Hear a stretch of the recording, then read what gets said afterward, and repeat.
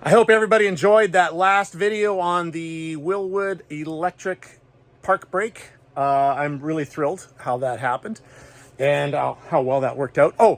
For those of you that were concerned about my aluminum brackets, and there were a couple of you, I have switched to stainless steel brackets. Let me, I'll do a quick, oh no I can't. I got the wheels back on it, so it's kind of hard to stick the camera behind there, but I have switched to stainless steel brackets. And I cut some lightning holes out of the middle of it, so the weight penalty isn't too bad. Anyways, let's make the algorithm happy and tell you what we're doing today. Today we are putting in cruise control. I know, this is amazing because I'm old school. You know, the first car I had with cruise control had a little vacuum ball in it, and it somehow would change the vacuum and it would directly pull on the throttle of the carburetor. It was really old school.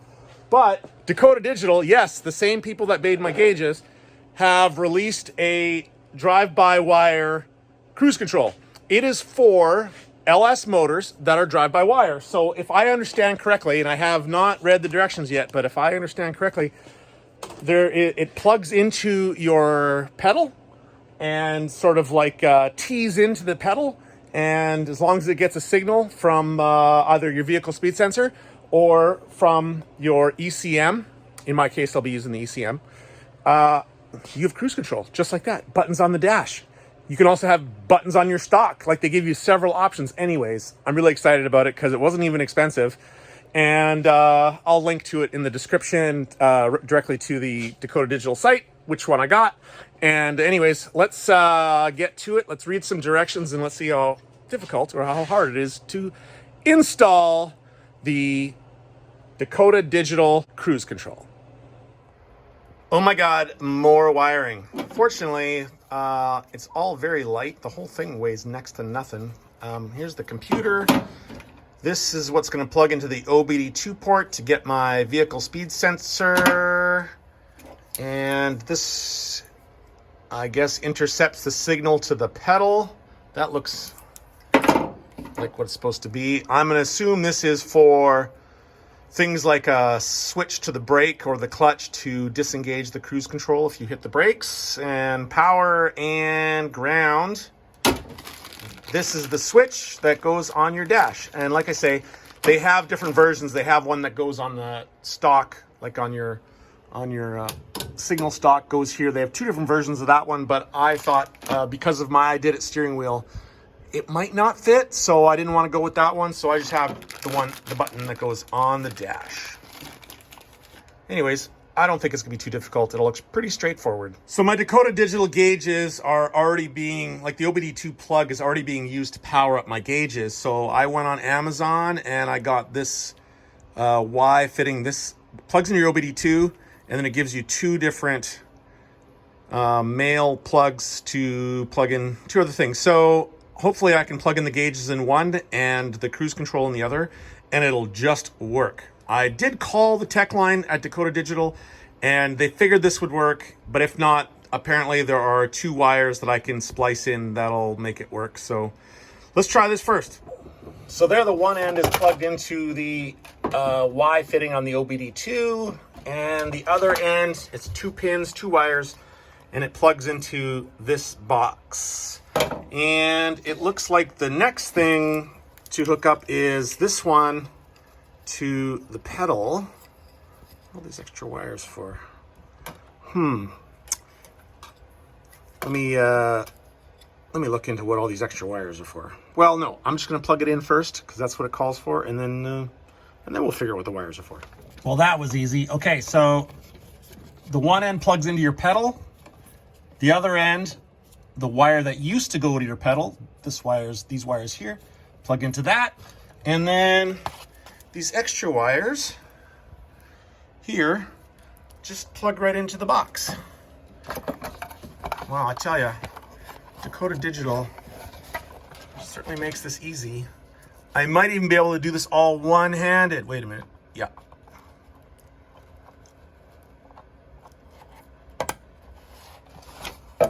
Boom. As is usual for me, I'm going to make it work first and then make it pretty later. So this orange wire that comes out of the cruise control box, it goes directly into this Dakota Digital box to trigger a light on the dash saying that the cruise control is engaged. How cool is that? Anyways, now, because I have a manual transmission, it wants a trigger on the clutch. So you see here I have two of these switches. The top one is a safety measure. It prevents the car from starting unless you push the clutch in. This one is a trigger for the cruise control to make sure that the cruise kicks off if you ever push the clutch in. Otherwise, the motor would rev to the moon if you push the clutch in. So that's why I have two switches here. That worked out really nicely. So make sure those are adjusted correctly so that a little push on the clutch will disengage the cruise. Now they have literally, you just have to match up the wire colors here on this connector. Green for green, red for red, brown for brown. And stick them in there and they just click in.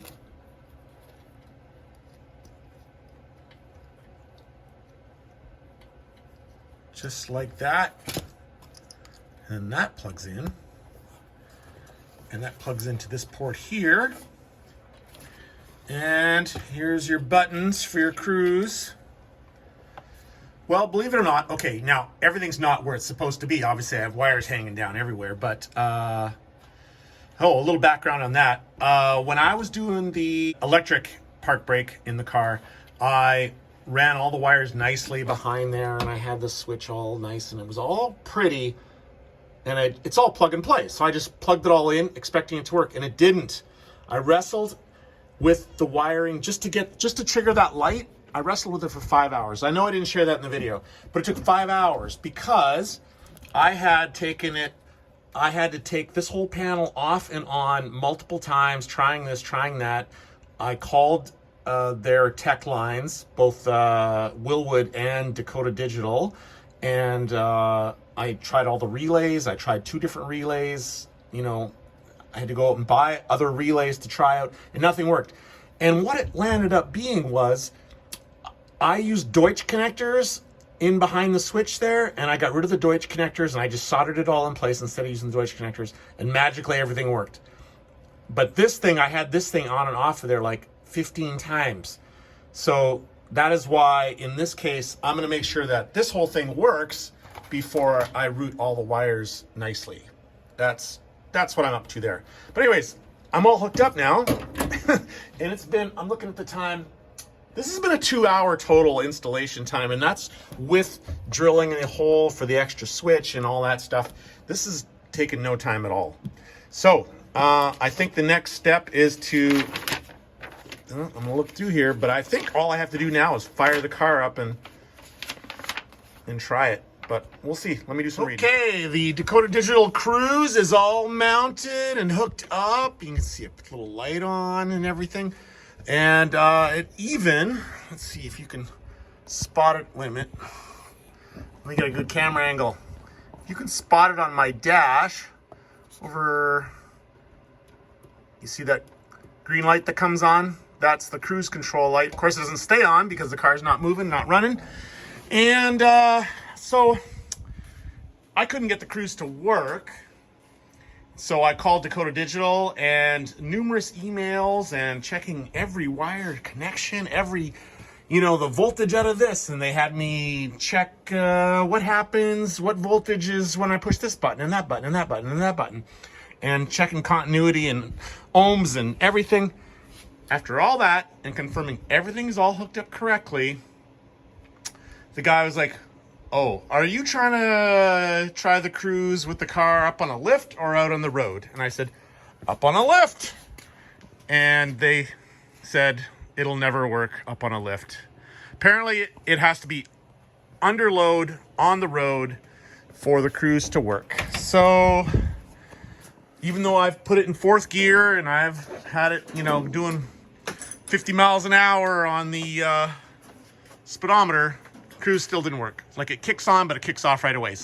So anyways, that concludes the video on the install of the Dakota Digital cruise control. I think it's gonna work. It's gonna be awesome.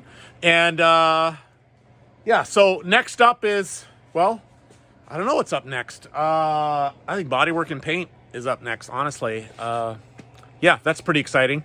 So stay tuned and leave comments. I love the comments, especially the positive ones. And we'll see you in the next video.